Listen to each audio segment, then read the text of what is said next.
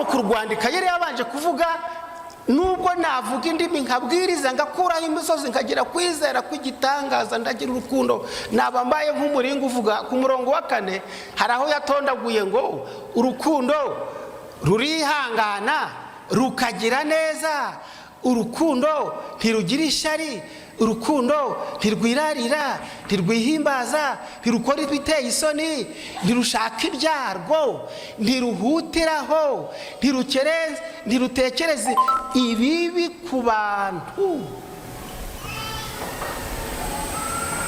Niba urukundo rugira ubwenge, urukundo niba rukundo murukumva rushira mu gaciro ra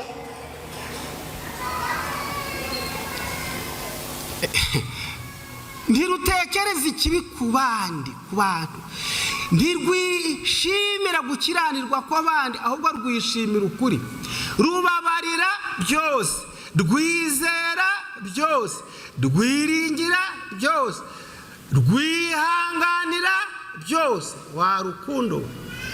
Wa rukundo uzagira urugendo rwiza, wa rukundo uzagira urugendo rwiza, nkwifurije gutsinda.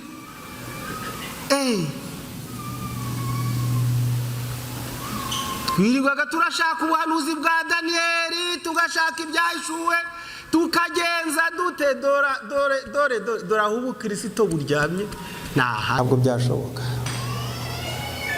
Tudafite guhamagara kw'Imana, uru rukundo ntabwo rwadufatamo. Bazaba ari abanyarukundo rero, mbega ingeso, mbega umuco ukomeye cyane mu itorero. 15 bazaba ari abanyarukundo. 16 abagabo n'abagore baboneye, imbonera rwose.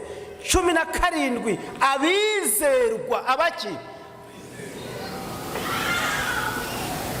Ibyo nari ngiye kuvuga ndabiretse.